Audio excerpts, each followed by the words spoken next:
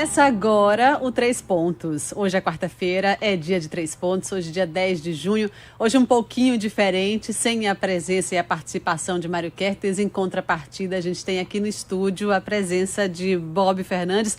Os outros pontos também estão com a gente, o aniversariante da semana, Jânio de Freitas e Sérgio Augusto. E hoje a gente vai ter a alegria de, pela terceira vez, ter a participação de Simone Deos, que além de professora livre, docente do Instituto de Economia da Unicamp, é também pesquisadora do CERI, Centro de Estudos de Relações Econômicas Internacionais, e conselheira do Conselho Regional de Economia de São Paulo, Corecon. Eu vou passar a palavra para Bob Fernandes, para que ele conduza e faça as vezes aí hoje de dono da casa aqui no estúdio da Metrópole. Bob, bom dia ou boa tarde. Ainda não almocei aqui na Bahia, só é boa tarde depois do almoço, né? Bom dia, Bob. Nardelli, bom dia, amigas e amigos. Essa é uma missão dificílima, mas vamos lá. Primeiro, um grande abraço para o nosso querido amigo e aniversariante da semana, Jânio, para Sérgio Augusto, para as amigas e para os amigos e para a nossa convidada especialíssima, Simone Deos. Simone, inicialmente, sobre os Estados Unidos em relação, eu te pergunto sobre as várias camadas que contém essa questão do PIX em relação ao Brasil. Essa medida tomada há dias pelo presidente dos Estados Unidos, quais os significados? Que interesses estão por trás disso, além do inicialmente perceptível que são os cartões de crédito norte-americanos, etc, etc. E bem-vinda mais uma vez, Simone. Muito obrigado. Eu que agradeço, Bob. É sempre um super prazer estar aqui com vocês, com você, com o Jânio, com Sérgio Augusto. Hoje, infelizmente, o Mário não está. É sempre uma alegria também, uma honra aqui compartilhar esse espaço com vocês. Pois é, de fato, essa questão do PIX e dos ataques, né, das ameaças contra o PIX e retaliações e tarifas, porque o Brasil usa esse sistema de pagamento, há várias camadas aí, né? Então, vamos tentar descascar um pouquinho essas coisas passo a passo, tá? Então, eu acho que tem aí você mencionou, né, o reclame, digamos assim, das tradicionais empresas, bandeiras de cartão de crédito, que tinham uma parcela muito significativa, né, dos seus negócios, simplesmente como meio de pagamento, né, como intermediação de pagamento, e de fato foram deslocadas progressivamente, né, por esse empreendimento, digamos assim, né, por essa plataforma que foi criada desenvolvida ao longo de muitos anos, dentro do Banco Central do Brasil, e que se tornou muito bem sucedida, né? Quando o tema é esse internacionalmente, de fato o PIX é muito reconhecido por quem estuda essa área, trabalha nessa área, e então tem aí nessa primeira camada, digamos assim, né, uma reclamação daquelas empresas, sobretudo empresas norte-americanas, que já saíram perdendo mercado por conta disso, tá? Mas tem várias outras camadas aí, né, que diz respeito, digamos assim, a como é que os países em si, e mesmo neste movimento, né, que a gente está vivendo, que eu vou chamar assim de desdolarização, tá? Só para colocar a questão na mesa, né? Como é que os países estão, na verdade, enfrentando e desenhando, tá? Nesses novos tempos, essas questões, tá? Então, o PIX é um sistema de pagamento 24/7, né? Ou seja, funciona sem parar, que é muito barato, né? Basicamente, empresas de pequeno e médio porte e pessoas físicas não têm nenhum custo para operar nesse sistema de pagamento, mas ele não é uma moeda digital, né? Uma moeda digital tem outras características Mas, enfim, nós temos aí no mundo inteiro bancos centrais fazendo as suas apostas, bancos centrais e estados, organizando, digamos assim, as suas infraestruturas de moeda, tá? Porque a moeda, ela, digamos assim, ela opera, ela se materializa por meio de certas infraestruturas nacionais e internacionais, tá? E isso tudo está em questão. Está em questão porque a gente tem, de um lado, tecnologias disruptivas, né?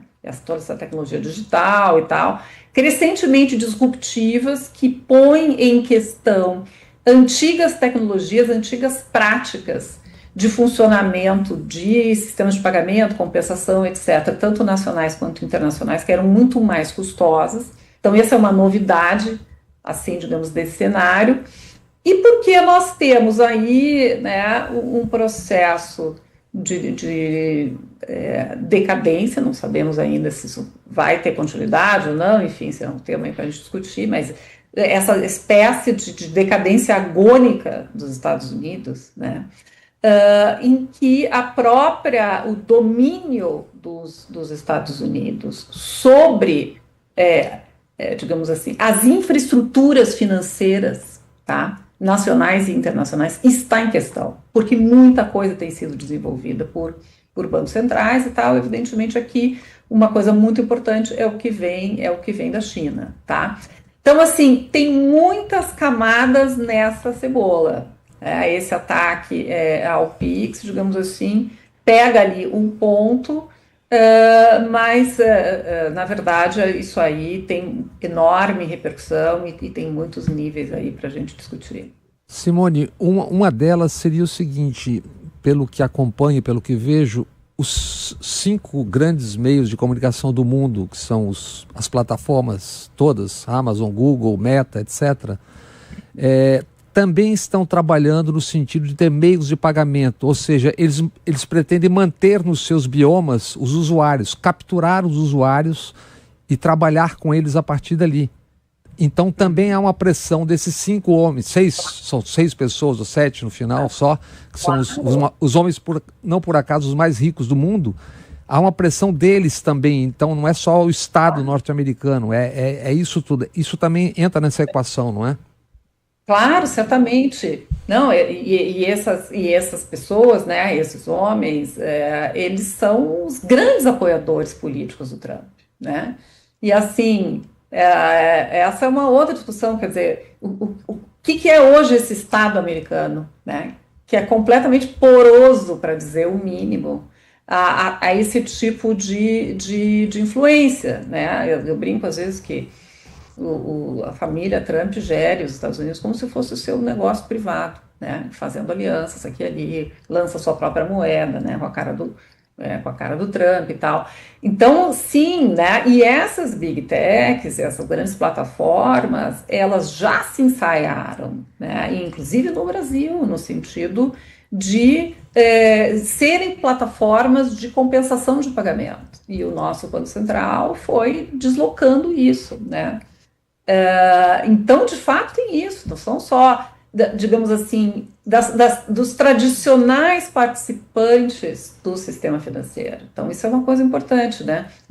Bancos, operadoras de cartão de crédito, nos últimos anos, com o crescimento das big techs, né, e a captura dos dados e uma certa captura, digamos assim, de usuários, a expansão da atuação dessas big techs para esta dimensão, digamos assim, para eles se tornou uma coisa, enfim, é por aí que a gente vai. E aí você imagina se o controle, o domínio, né, que já se tem sobre a sociedade, a política, o comportamento, etc., se ela se extraia para essa dimensão, puxa, aí a gente vai viver um terrível mundo novo.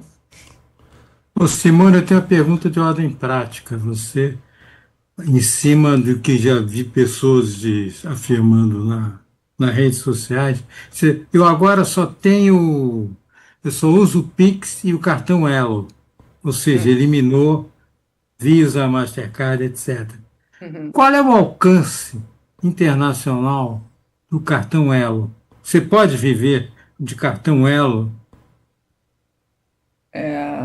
Se você puder me Eu dar um não pouco. faço a menor ideia, porque eu ainda sou usuário, como acredito que você seja, de cartão de bandeira gringa, entendeu? Você diz qual é a viabilidade disso internacionalmente? Não, qual é, se você pode dispensar Visa, Mastercard, se é que você usa um desses cartões, ou qualquer outro, e trocar e usar só o Elo. O Elo Mas passar o seu Pix internacional, digamos assim. Qual é o alcance do Elo? Não sei qual é a força do Elo. não, na verdade eu não posso ajudar, porque eu também não sei exatamente qual é a força, mas pelo que eu vejo internacionalmente, eu acho que ele ainda é menor do que menor do que as tradicionais bandeiras, né? Mas agora uma coisa interessante aí que você mencionou é que assim. Eu não sei se fazia parte do projeto original do Pix, né? Mas o fato é que já estão sendo feitas transações internacionais usando o Pix. Né? Aí mora o perigo, né? Pois o que é uma coisa que, digamos, que acontece na margem, tá? E aí, o que é importante trazer? Que quando você começa a fazer transações internacionais, né? Por exemplo, usando a plataforma do Pix, você as duas partes envolvidas e o sistema de compensação que é envolvido, ele prescinde do dólar. Passa ao largo do dólar. Passa ao largo do dólar, porque você vai fazer compensação nas suas próprias moedas, tá? Então, isso é uma coisa marginal ainda, vinda do Pix, mas ela está começando. Agora, este tipo de infraestrutura vem sendo construída por bancos centrais, né? A China construiu esse tipo de infraestrutura lá nos seus arranjos regionais e está tentando expandir, né? Sob a égide do BRICS também se pensa nesse tipo de infraestrutura, e isso é uma coisa assim, completamente revolucionária e uma ameaça incrível para os Estados Unidos. Simone, o que você está dizendo mostra a dimensão da gravidade do ato do Flávio Bolsonaro ao pedir punições para o Brasil, usando como desculpa uma cascata, porque uma coisa é organização criminosa, outra coisa é organização terrorista. Então isso demonstra a gravidade e a profundidade do ato de traição, que é como eu chamo esse ato do Flávio Bolsonaro junto ao Trump, é isso? Sim, é extremamente grave, né? É grave, enfim, né? Como o Pix se tornou uma coisa popular, ele depois saiu atrás tentando tentando remediar um pouco, né? E aí também fazendo comparações com sistemas privados americanos. É incomparável, incomparável, tá? Enfim, o Pix, a eficiência do Pix com essa coisa aí que ele quer, enfim, né, fazer o parâmetro de comparação. Mas eu quero reafirmar o teu ponto inicial. É muito grave esse tipo de coisa, tá? O Pix, enfim, a gente poderia falar longamente sobre o Banco Central do Brasil, né, a PEC que está aí e tal, também é uma cebola para ser descascada, tá? Mas é um projeto muito bem sucedido do Banco Central do Brasil, né, e assim com uma cara de projeto de Estado, tá? E com repercussões ainda e importâncias futuras nesse ambiente, né, de transformação geopolítica que necessariamente passa pela questão monetária, ainda a ser desbravado. E qual a importância do BRICS nessa história toda? Como terreno fértil para sedimentação? Sim, o BRICS é uma, digamos, né, um projeto, um acordo regional muito fértil para isso. Claro que a dominância aí é da China, tá? Mas, porque o BRICS, né, vai, sobretudo via China, mas vão sendo construídos esses arranjos de pagamento de compensação em moedas locais, e outras infraestruturas do BRICS, por exemplo, como o New Development Bank, né, o Banco de Desenvolvimento do BRICS, ele vai progressivamente também deixando de operar com o dólar como moeda principal e passando a operar, fazer empréstimos com outras moedas, que é o que ele deve fazer mesmo, né, nesse ambiente. Mas, enfim, então vai se formando, né, polos de força no mundo que vão tensionando a centralidade do dólar, que é uma centralidade que está apoiada, né, digamos, no hard power americano, né, no exército, não sei o quê, neste soft power que parece muito esfacelado, né, muito em agonia, e numa infraestrutura, né, que foi sendo construída ao longo do tempo, sistemas de informação, sistemas de pagamento, etc., que está sendo questionada, né? Então, em bloco, a gente tem aí uma atenção sobre isso. Jânio? No fundo, ou antes, acima e abaixo dessa questão econômico-financeira, o que se nota é que, mais uma vez, e como sempre, tudo aquilo que traz um benefício de ordem social ampla para as camadas, inclusive para as camadas desprotegidas, menos atendidas pelos Estados, se transforma numa questão política. De repente, a conjuntura que se monta em torno dessas questões, que se traduzem socialmente da economia, das finanças para o ambiente social,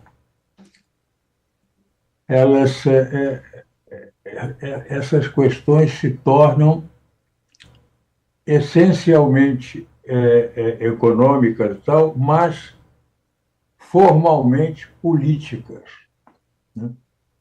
O conflito que se monta, no caso do Brasil, por exemplo, o uso que esses desatinados bolsonaristas estão fazendo, capitaneados por ora pelo Flávio Bolsonaro, é ação meramente política.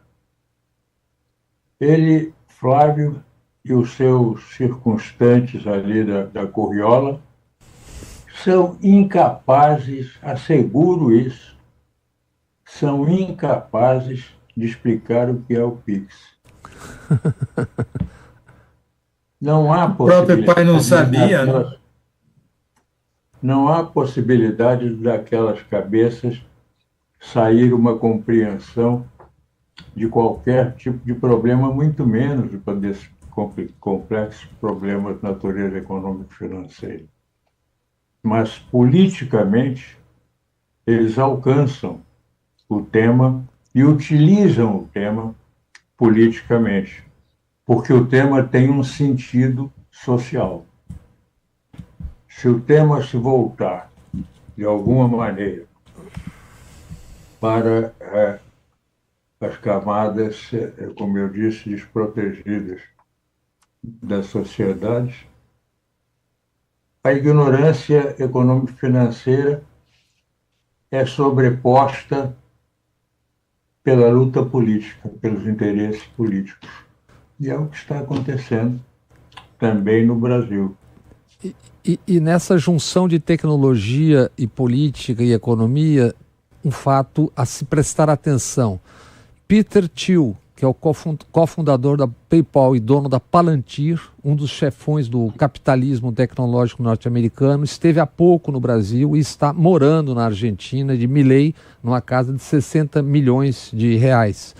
A proximidade de Thiel e Milei já diz muito. E o que ele pensa e diz, esse Peter Thiel, é o seguinte: liberdade e democracia não são compatíveis. Em artigo no UOL, Janaína Figueiredo diz que a ideologia de Thiel é chamada de tecnofascismo por seus críticos. No mês passado, Peter Thiel esteve no Brasil e teve um encontro bastante reservado com um grande banqueiro. banqueiro que nutre e como banqueiro manifesta a sua simpatia por um candidato que tire votos jovens de Lula. Imagina-se que a ABIN esteja atento a isso. Imagina-se que sim, porque na largada, a não ser que seja algo que passe pleno plenário, não contem com o TSE sob direção da dupla Cássio Marques e André Mendonça.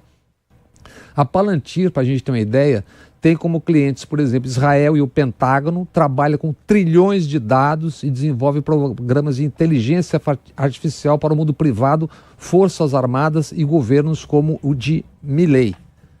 Certo? Esse é o jogo que está sendo jogado e é um jogo que envolve, por exemplo, eleições, política, uso de inteligência artificial, espionagem e tudo mais. Você falou no aspecto incompatível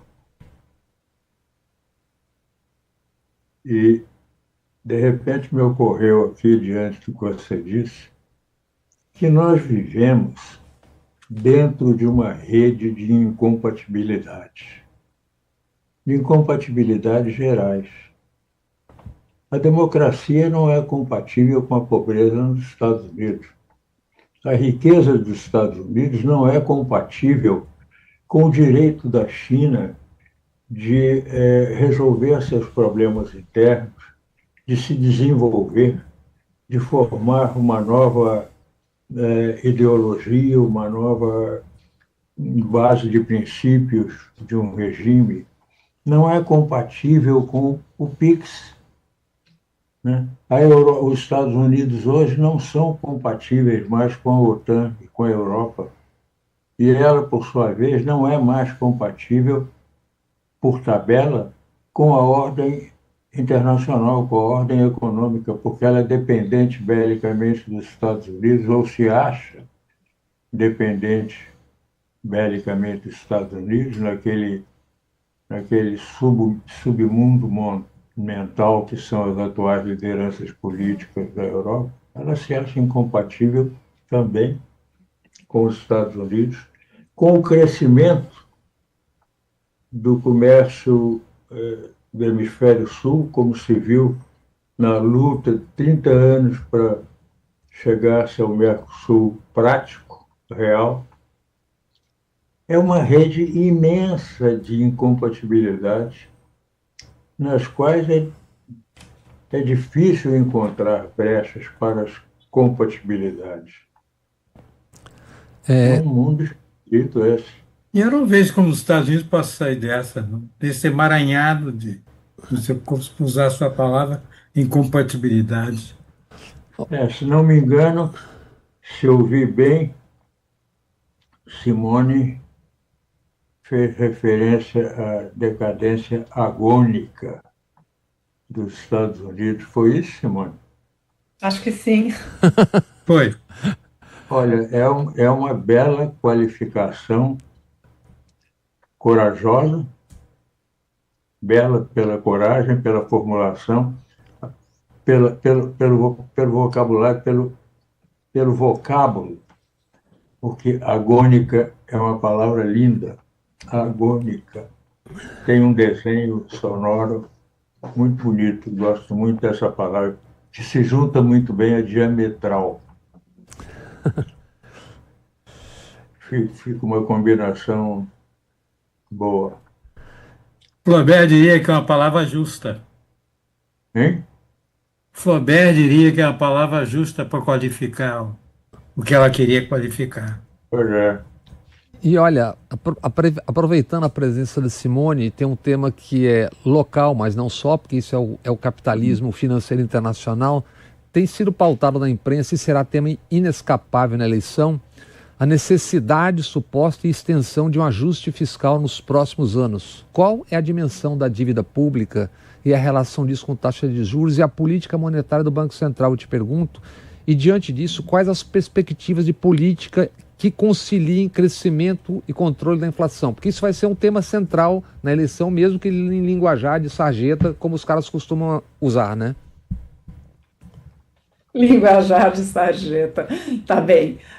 Bom, pessoal, há quanto tempo a gente ouve falar que um ajuste fiscal é absolutamente necessário, se não, e aí não faltam palavras, né? Se não, nós seremos engolidos, né, por um buraco e lá tem fogo, dragão e todas as maldades, né? Então, assim, é, eu acho que essas pessoas que vacinam isso, né, elas deveriam levar até as últimas consequências o seu raciocínio, né? Se não fizermos um ajuste fiscal, vai acontecer o quê? Né? O que exatamente? Porque isso virou uma expressão assim, sabe, sem conteúdo propriamente, de ignorância. De ignorância. E de ignorância e com o objetivo de deixar as pessoas apavoradas, tá? Apavoradas.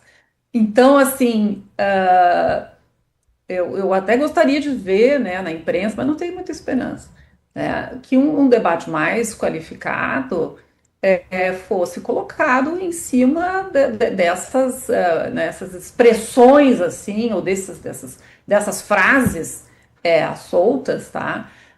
Para que as pessoas pudessem, de fato, explicar o que elas entendem por nós precisamos de um ajuste fiscal imediatamente, senão, tá?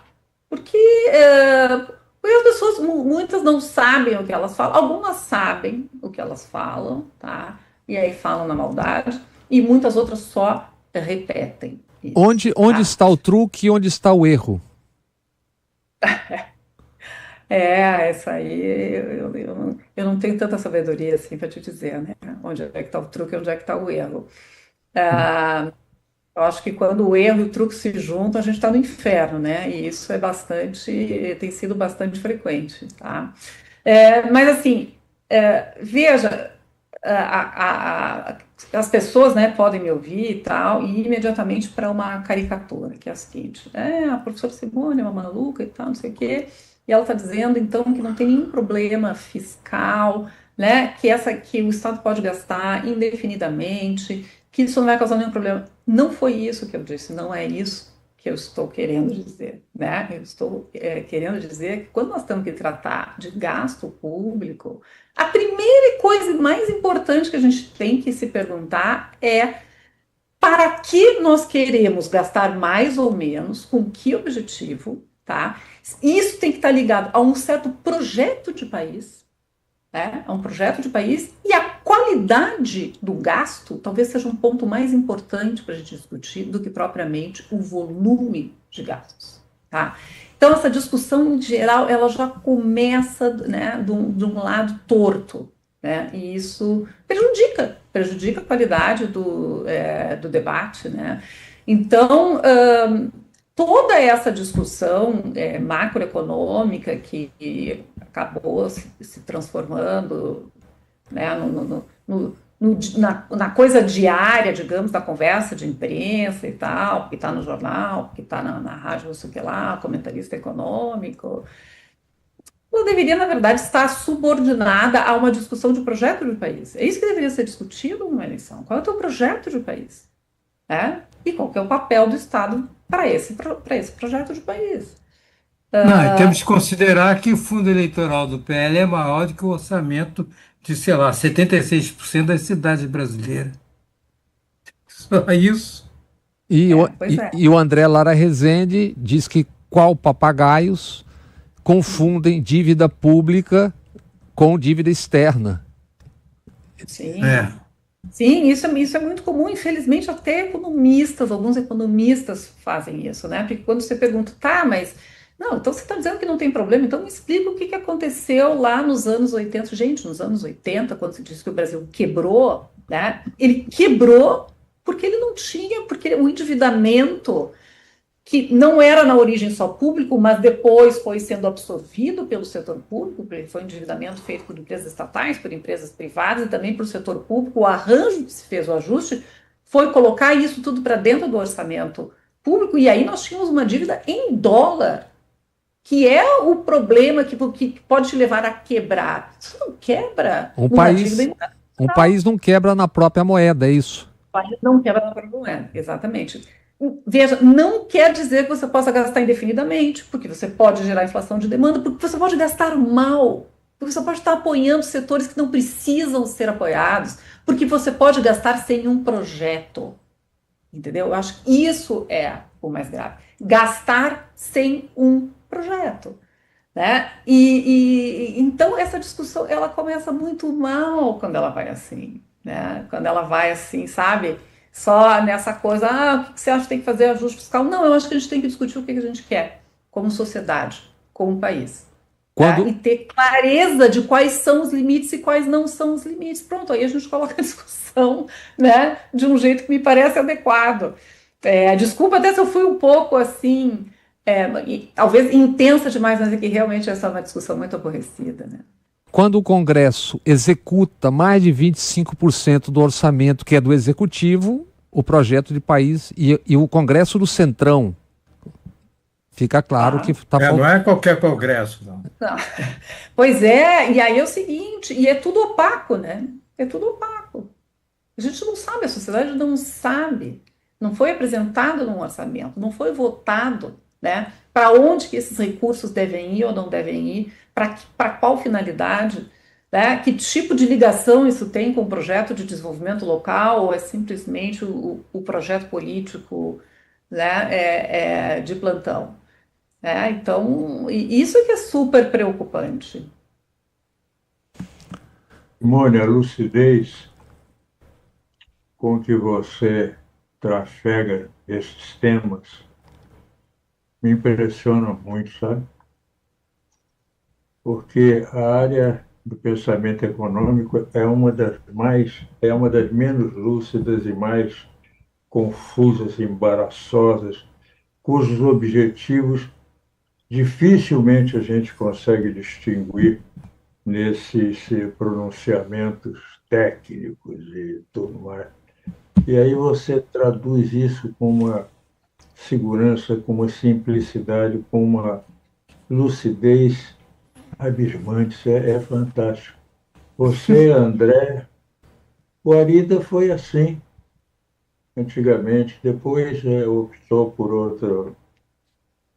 outras vias mais sedutoras para ele e se tornou outro animal complexo, de pensamento complexo, inútil.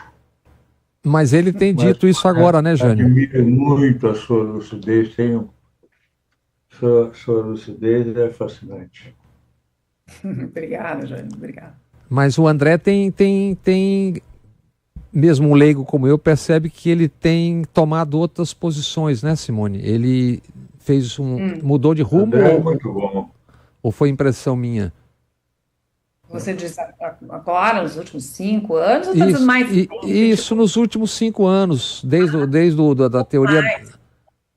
Sim. Não, o André, ele fez uma trajetória, né, assim, do ponto de vista intelectual e moral, vamos dizer assim, né, que eu considero absolutamente fascinante, assim, é muito difícil, por diversas razões, um intelectual, né, reconhecido, ele é reconhecido não só como intelectual, mas como um policymaker, enfim, né, se chegar a uma certa O altura André é da diferente, né? chegar a uma certa altura da sua vida. Chegar o Eu quê? me lembro de uma conversa do Otto me falando das impressões do André quando leu A Feira das Vaidades, né, que envolve toda uma trama financeira, um ambiente, se passa num ambiente financeiro e depois judicial. E era uma coisa do senhor Otto, olha, do ponto de vista literário, psicológico e tal, você está impressionado com isso, com a visão do André.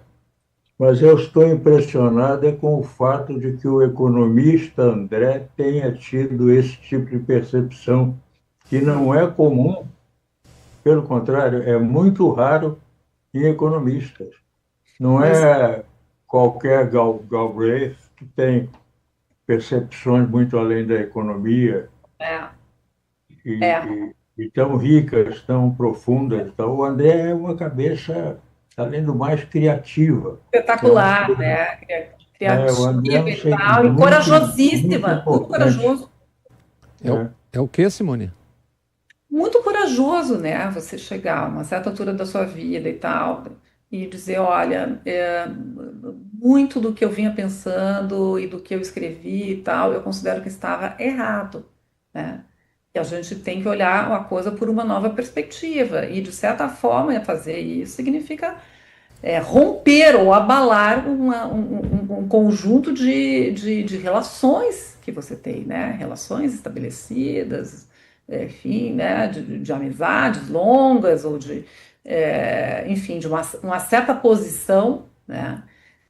Então, isso é uma coisa fascinante, assim, de diversos pontos de vista, né? Fascinante psicologicamente, fascinante como história intelectual, e, enfim, isso é uma Isso é coisa uma coisa raríssima de acontecer em todos os âmbitos, inclusive muito na crítica de arte, entendeu? Na muito percepção. sim, porque E você uma tem que coisa engraçada, um ser dia, muito grande, né? A pessoa tem que É, ter uma grandeza e uma segurança para chegar e dizer, olha, eu acho que eu estava errado em muitos dos pontos. Você usou a palavra grandeza, que é a mais correta do que o que costumam usar, que é humildade. Hum, acho que sim. ao mesmo tempo, coisas engraçadas. Um dia eu perguntei ao Otto Lara Rezende, pai do André, perguntei ao Otto, Otto, onde anda o André? Está sumido, eu não ouço falar no André. O Otto me disse, está andando de bicicleta na França. Como assim? Não, está percorrendo a França de bicicleta. Ele gosta muito de bicicleta. Uma coisa inacreditável, sabe? É bom para as Pensando, ideias. É bom para lá, as ideias. plano real, e vai ver o BIP, desmontando aí toda a teoria do BIP, eu não sei o quê. Quer dizer, está andando de bicicleta lá no interior da França, parece que está passando agora por tal lugar. Ah, que bom. Levou. É. Sérgio, você tinha um tema ou Oi. outro que você queria falar hoje, não tinha, não? Daqui a pouco a gente volta às nossas. Sei, vocês sabem se falar de Copa. Eu Copa. queria. Vocês ouviram que tinha rumores de que o Alcolumbre está querendo adiar a PEC, a votação da Empurrar a PEC. PEC. Empurrar a PEC para depois das eleições, PEC do que é 6 de 1. a PEC A impressão que ele está da fim da querendo. jornada 6x1. Isso é uma beleza, né, para depois das eleições, porque já livra a cara dos deputados e senadores, né, E não na hora da só. votação. E você, quando ameaça empurrar a PEC, você também pensa no próprio pescoço, né? Porque já que é um conjunto de Sim. investigações andando aí, né? Isso pode ser visto como sinalização para vários cantos, né? Ele que já era inimigo do povo, agora é inimigo do trabalhador. Ele está ampliando o espectro. Alcolumbre é o senador contra. É. É o senador contra. Qualquer coisa que seja um avanço, algo inteligente, algo que pode ser positivo para o país, para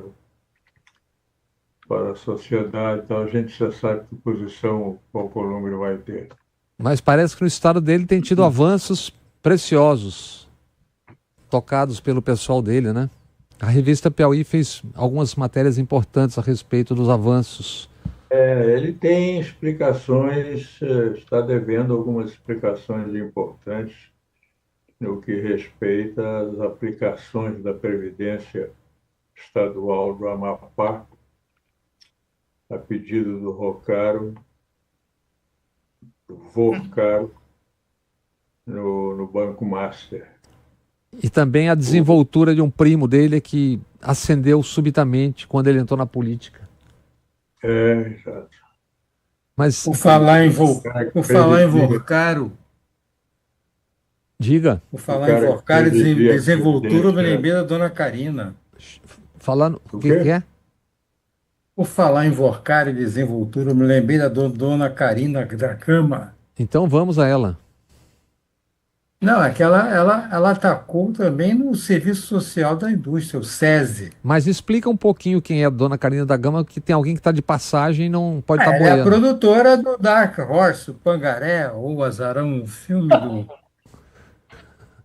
É, ela, ela descobriu que entre 17 e 18, 2017 e 2018, ela conseguiu descolar uma grana, repassou cerca de, sei lá, 11 milhões para uma feira da cidadania, algo parecido com isso.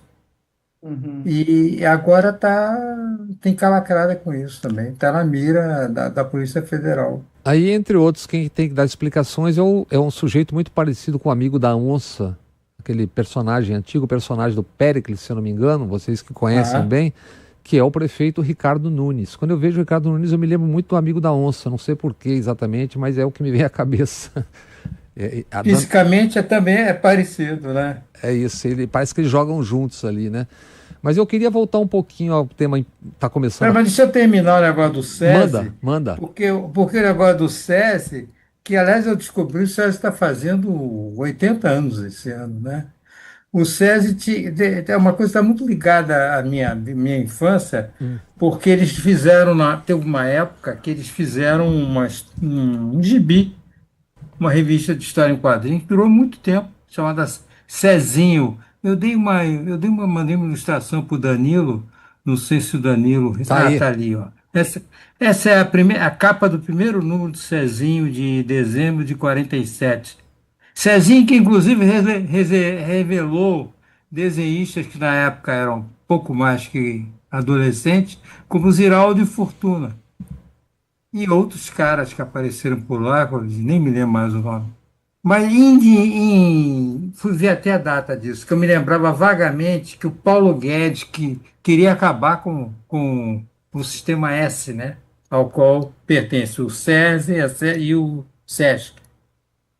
E ele, numa reunião, acho que com empresários, em 17 de dezembro de 2018, disse que ia meter a faca no sistema S. Vocês se lembram disso? Não? Lembro. Achava que era um exemplo de ineficiência, parasitismo estatal, que era uma tremenda cascata privatista que ele estava propondo naquela época. Mas Esquecendo o que sistema é uma S, entidade de direito privado, ele não podia fazer isso, né? há um grupo sério aí, muitos jornalistas que protestariam contra isso, porque seria muito inconveniente para eles. O SESC aqui do Rio patrocinou, contratou jornalistas aí por um período, perto de R$ 400 mil por palestra. Opa, Epa! Jornalista político, ninguém me avisou. R$ 400 mil. Por Jornalista de isso até eu Brasília, falo em público. esse jornalista de Brasília, R$ 250 mil para uma moça que era conhecida na televisão e tal, e falava um pouco de política, mas aquelas coisas mais na linha do. Ah, ó, a votação vai ser logo mais às 4 horas. Ah, mas não foi, mas o Hugo não quis ver. Esse tipo de coisa não chegava a ser uma analista ou lá que for. 250, se não me engano, 280 mil. Mas hoje houve um de quase R$ 400 mil por palestra. Sendo que até para escrever artigos tem reescrevedor. Uma maravilha. Mas fez umas coisas boas de editoriais, hein, O de editora de SESC livro. avançando na cultura brasileira e tal. Inesquecível esse papel. O diretor do SESC, que criou esse programa de ajuda ao enriquecimento jornalista, ou lá o que for, era ligado ao Sérgio Cabral, ao governo de Sérgio Cabral. E com isso ele pretendia conquistar apoios para o Sérgio Cabral, possivelmente na previsão do que o que viria a acontecer com o que o Cabral andava fazendo com o conhecimento e possível participação dele próprio. Então montou essa coisa com jornalistas que escreviam sobre política. Claro que não foram todos, mas foi um grupo mais ou menos uniforme, inclusive do ponto de vista empregatício, mais ou menos do mesmo grupo. E foi uma boa fortuna que o SESC aplicou com generosidade, mas não com moralidade.